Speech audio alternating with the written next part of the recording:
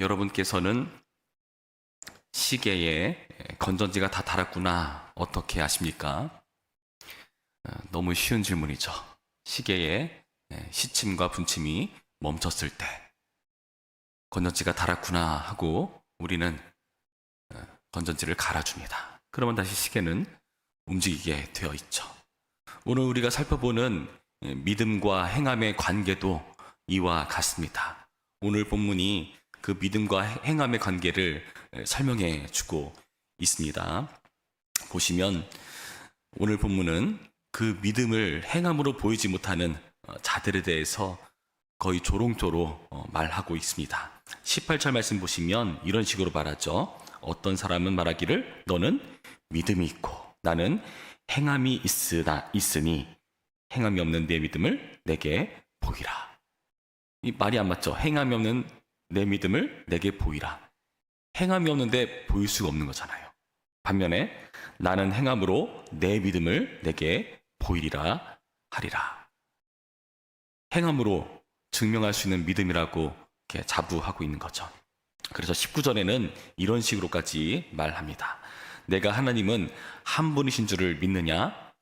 하나님은 한 분이시라는 이 사실은요, 히브리인들에게, 유대인들에게 아주 기초적인 믿음입니다.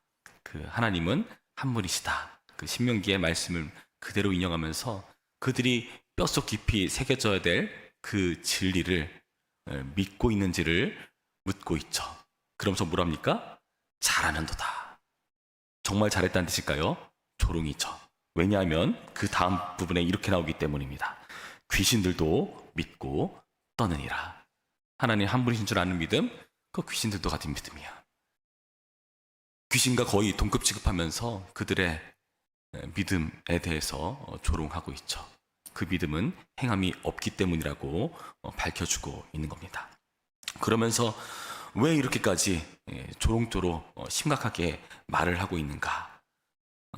오늘 보면 자세히 보시면 이들을 어떤 자들이라 밝혀주죠? 14절 말씀 보실까요? 14절 내 형제들아 만일 사람이 믿음이 있노라 하고 행함이 없으면 무슨 유익이 있으리요? 그 믿음이 능히 자기를 구원하겠느냐? 그 믿음이 구원을 이룰 수 있겠냐? 되게 심각한 말이죠. 심하게 말합니다. 17절에는 이렇게 말하죠. 이와 같이 행함이 없는 믿음은 그 자체가 죽은 것이라. 구원하지 못하는 믿음, 죽은 믿음. 여러분, 이렇게 말하는 것은 굉장히 심하게 말하는 것처럼 보입니다. 그 믿음이 널 구원하겠어? 그건 죽은 거잖아. 왜 이것은 심각하게 느껴집니까? 우리가 잘 아는 성경 전반의 교리에 대해서 우리를 헷갈리게 만들기 때문입니다. 우리의 구원은요, 믿음으로 이루어지죠. 믿음에 대해서 우리는 구원이라는 하나님의 선물을 받게 된 것입니다. 그런데 오늘의 본문을 보시면은 그 믿음이 있어도 행함이 없으면 구원받지 못하는 것처럼 말하고 있기 때문이죠. 여러분, 이건 뭘까요? 성경의 가르침이 둘이 충돌하는 겁니까? 아니요, 그렇지가 않습니다. 전반적인 오늘의 말씀에 그 조롱조의 그 뉘앙스를 여러분 잘 헤아리셔야 됩니다. 아까 제가 시계 비유를 들었죠. 시계의 건전지가 닳았을 때 그 시계의 건전지를 교체하지 않습니까? 그런데 여기 나타난 이런 표현은요, 이들은 믿음이 있다고 자부하지만 행함이 없는 거잖아요. 그것은 곧 무슨 의미냐? 오늘 본문에 나타난 이 야고보의 입장에서는 건전지 자체가 없는 겁니다. 여러분, 이런 이해 속에서 출발하셔야 됩니다. 건전지가 없는 겁니다. 왜요? 행함이 없기 때문에, 증명되지 않기 때문에. 야고보의 입장에서는요, 건전지가 없는 사람이냐 취급하는 거고, 그것을 너네 믿음 있다고 스스로 말하지. 그런데 그 믿음 너 구원 못해. 너 죽은 믿음이야. 건전지가 없는 거야. 그 말로 거의 쏟아내듯이 지적을 하고 있다는 겁니다. 왜 이렇게까지 말을 할까요? 그 당시 시대를 이해해야 됩니다. 15절 말씀 보면은 그 당시 시대를 이해할 수가 있죠. 만일 형제나 자매가 헐벗고 일용할 양식이 없는데 너희 중에 누구든지 그에게 이르되 평안히 가라, 덥게 하라, 배부르게 하라 하며 그 몸에 쓸 것을 주지 아니하면 무슨 유익이 있으리요? 곤란에 처한 형제자매를 돌보지 않는데 그런 말로만 하는 위로는 무슨 소용이 있는가? 그 말뿐인 위로를 지적하고 있는 겁니다. 오늘 2장 6절의 말씀을 보시면은 가난한 사람들을 멸시하는 그런 표현도 있거든요. 그런 맥락 속에서 이해를 해야 돼요. 그러면서 5장쯤 가시면은 이러한 서로를 돕는 일에 대해서도 지적을 하고 있는 야고보서의 문맥을, 그 맥락을 살펴볼 수 있습니다. 그러니까 믿음이 있다고는 말하는데 전혀 교회 공동체에 덕이 되지 않고 유익을 끼치지 못하고 오히려 가난한 자들을 실망시키고 넘어뜨리는 그런 아주 불편한 현실에 대한 지적이라는 겁니다. 이들은요, 야고보 입장에서는 믿음의 건전지가 없는 것입니다. 그러면서 오늘의 본문은요, 그 행함으로 믿음이 증명된, 의로워진 본보기들을 제시해 줍니다. 먼저는 아브라함입니다. 아브라함은 어떻게 표현합니까? 볼까요? 21절 말씀. 우리 조상 아브라함이 그 아들 이삭을 제단에 바칠 때에 행함으로 의롭다 하심을 받은 것이 아니냐. 23절 말씀 볼까요? 이에 성경에 이른바 아브라함이 하나님을 믿으니 이것을 의로 여기셨다는 말씀이 이루어졌고 그는 하나님의 벗이라 칭함을 받았나니. 이 말씀을 잘 이해하시기 바랍니다. 아브라함이 하나님을 믿은 건요, 이삭을 바치기 훨씬 전의 일입니다. 근데 그때 뭐라 말하죠? 아브라함이 하나님을 믿으니 그것에 대해서 이것을 의로 여기셨다. 그 말씀은 이삭을 바치기 전에 있었어요. 그런데 그 의가 어떻게 되었다고요? 이루어졌다. 여러분, 이 순서를 잘 기억하시기 바랍니다. 우리도 마찬가지예요. 우리가 예수님 믿고 나서 우리는 구원받는 존재가 되었습니다. 예수님께서 우리의 모든 죄의 문제를 해결하셨기 때문에, 그러니까 예수님이 우리의 죄에 대한 값을 대신 치르셨기 때문에 우리는 하나님의 공의를 충족할 수 있게 되었습니다. 그 하나님의 의를 예수님이 만족하신 거죠. 십자가의 죽음을 통해서 말입니다. 그래서 예수님을 우리는 하나님의 의, 우리의 의 이렇게 부르죠. 그래서 우리는요, 의인이라고 불려집니다. 의인이라고 인정해 주신 거예요. 근데 우리가 우리를 알죠. 의인답게 살아갑니까? 아니요, 그렇지 못해요. 그러나 어떻습니까? 아브라함의 경우를 보면은 언젠가 그 의인이 인정이 되는 때가 온다. 이삭을 바쳤을 때. 또 어떤 사람을 보여줍니까? 25절 말씀 보시면 라합을 소개합니다. 또 이와 같이 기생 라합이 사자들을 접대하여 다른 길로 나가게 할 때에 행함으로 의롭다 하심을 받은 것이 아니냐. 라합은요, 여리고성을 점령할 당시에 그 지역의 기생이었습니다. 그런데 그 라합이 이스라엘 사람들의 정탐꾼을 숨겨주고 구해주죠. 그래서 그 라합이 여리고성이 점령당할 때 그들은, 그 가족은요, 구원받고 이스라엘로 편입되는 역사가 있었습니다. 이것도 놀라운 행함이라 할 수 있습니다. 아브라함이든 라합이든 그 믿음이 증명되었습니다. 행함으로 의롭다 하심을 인정받았고 행함으로 구원에 이르게 되어서 이스라엘에 속하게 되었습니다. 여러분, 여기까지 들으면은 우리는 의아합니다. 아니, 아브라함 라합 정말 대단하다. 그런데 우리는 그렇지 못한데, 우리는 정말 하나님께서 믿음 없다고 책망하시면은 구원이 취소될 것 같은 그런 삶을 사는데, 그런 형편없는 실력을 갖췄는데, 여러분, 그럴 때 우리는 오늘 말씀을 자세히 이해해야 됩니다. 아브라함이 처음부터 그 의로움을 인정받았겠습니까? 그렇지 않습니다. 아브라함도요, 수많은 실패를 겪어왔어요. 하나님을 제대로 믿지 못해서 그의 아내 사라를 누이로 속이기도 하고, 그리고 하나님의 그 약속을 기다리지 못해서, 자손의 그 복을 주시겠다는 약속을 제대로 믿지 못해서 다른 방법을 동원하죠. 이스마엘을 낳거나 다른 종을 아들로 삼으려 하거나 그런 모습을 보일 때가 많이 있었습니다. 그런데 끝내 이 아브라함은 믿음으로 인정받는 지경에 이릅니다. 어떻게 됐을 때요? 이삭을 얻고 나서 하나님이 나 같은 인생 가운데서도, 나 같은 노년, 아무런 희망이 없고 자손을 낳을 수 없는 그 지경에 이르러서도 아들을 주시는 분이시구나. 그렇다면 죽음도 다시 불사하여 살려내시는 그 부활의 하나님을 믿는 믿음이 그의 인생 가운데 작용한 것입니다. 라합은 또 어떻죠? 라합도 처음부터 이런 믿음이 있었겠습니까? 라합은 여호수아 2장 9절부터 말씀에서 밝혀주기를 이런 식으로 말합니다. 제가 축약해서 말씀드립니다. 라합이 한 말입니다. 여호와께서 이 땅을 너희에게 주신 줄을 내가 아노라. 땅의 약속을 이루시는 여호와인 줄을 안대요.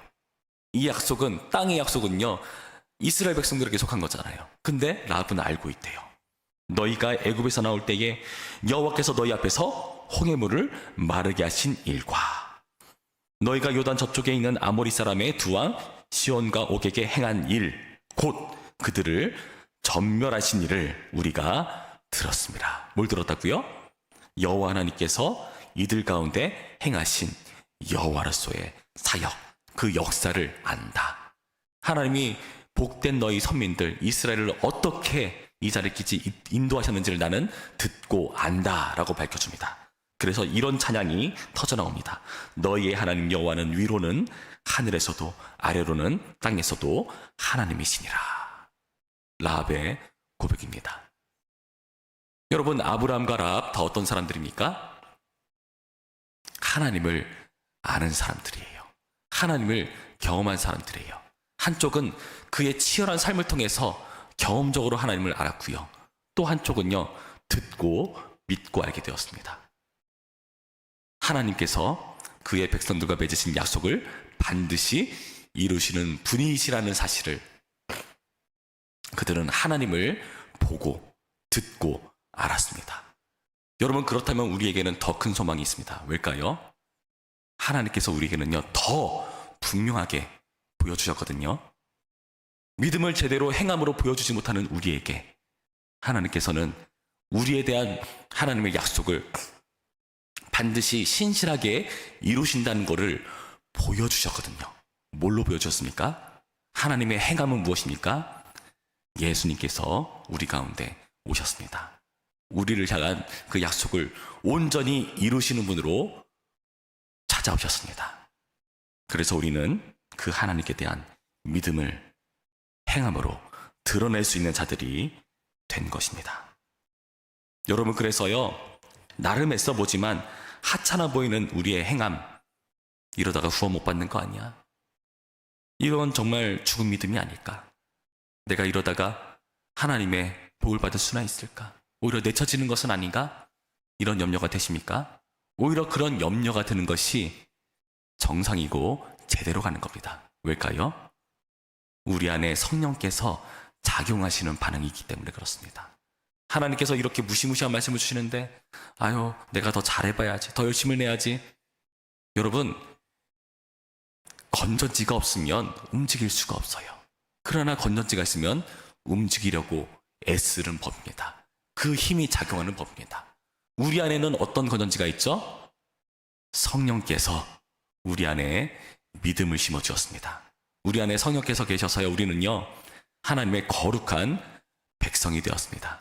성전, 거룩한 전이 되었습니다. 성령님이 거하시는 그분의 장소가 되었습니다. 그리고 성령께서 우리를, 하나님을 아버지로 부르게 하셨습니다. 그렇다면 우리는 어떨까요? 그 믿음이 작용하는 겁니다. 여러분, 그 불편한 마음, 나에 대한 실망감, 그러나 곧 일어나서 다시 한번 해보려 하는 그 절박함과 회개와 그 간구들, 기도들, 우리가 매주마다 반복하는 하나님 또 죄를 졌네요, 죄송합니다, 용서해 주세요, 그 모든 시도들 제대로 건전지가 작용하고 있다는 방증입니다. 여러분, 이 사실을 명심하시기 바랍니다. 저희 집에도 시계가 하나 있습니다. 시계가 느립니다. 그런데 안 버려요. 왜 안 버릴까요? 아직은 가니까. 언제가 멈춘다면은 버릴까요? 아마 건전지를 갈 것 같습니다. 그런데 시계가 안 좋은 거라서 고장난 거라면 어떻게 할까요? 뭐 저는 게을러서 그렇게까지 못하는데 하나님께서는 어떻게 하실까요? 우리는요, 따라해볼까요? 명품 시계. 명품 시계입니다. 왜일까요? 하나님의 형상이니까요. 여러분, 명품 시계는요, 배터리가 제대로 작용하면 고쳐 써야죠. 하나님은 우리를요, 고쳐 쓰십니다. 명품 시계답게 제대로 작용하도록 인도해 가십니다. 그래서 우리는 이 아브라함처럼, 라합처럼 그 믿음을 행함으로 증명해낼 수 있는 자리에 이르게 되는 것입니다. 그리고 여러분, 지금까지 크고 작은 그 증명을 해 오셨습니다. 이스라엘에 있는 것도 그 증명입니다. 오늘의 말씀을 기억하시면서 하나님, 우리를 명품 시계 삼아 주셔서 감사합니다. 우리 안에 심어주신 성령께서 우리 가운데 갈아 넣어주신 그 믿음의 건전지는 결코 죽지 않습니다. 하나님의 형상이라는 명품 시계는 버릴 수 없습니다. 주님, 오늘의 말씀을 통해서 다시 한번 힘을 내어서 내가 제대로 하나님의 명품답게 움직일 수 있도록 도와주옵시고, 그러한 행함을 통해서 우리 부천평안교회가 하나님 나라의 의를 이루는, 평안을 이루는 교회 될 수 있도록 우리 모든 시계들을 사용하시고, 세상의 모든 사람들이 우리 시계를 보고 하나님의 시간을 가늠할 수 있도록 역사하여 주옵소서. 그렇게 기도하는 오늘의 말씀 되기를 주님의 이름으로 축원합니다. 기도하겠습니다. 참 좋으신 하나님, 감사합니다. 오늘의 말씀을 통해서 우리가 어떤 존재인지를 확인해 봅니다. 이 야고보의 사도의 이런 말씀을 들으면서 우리는 우리 스스로의 모습을 돌아봅니다. 이 성령께서 주시는 야고보를 통한 책망을 우리가 받게 하시고, 우리 안에서 성령께서 제대로 역사하시는데 그 제대로 된 기능을 우리가 고장난 시계처럼 제대로 반응하지 못하는 것에 대해서 회개하며 또 고침받으며 움직일 수 있도록 도와주옵소서. 그렇게 제대로 작용하는 시계로 세상 가운데 하나님의 시간을 가리켜주는 그런 멋진 명품 시계 될 수 있도록 인도하시고 도와주옵소서. 감사드리며 예수님의 이름으로 기도합니다. 아멘.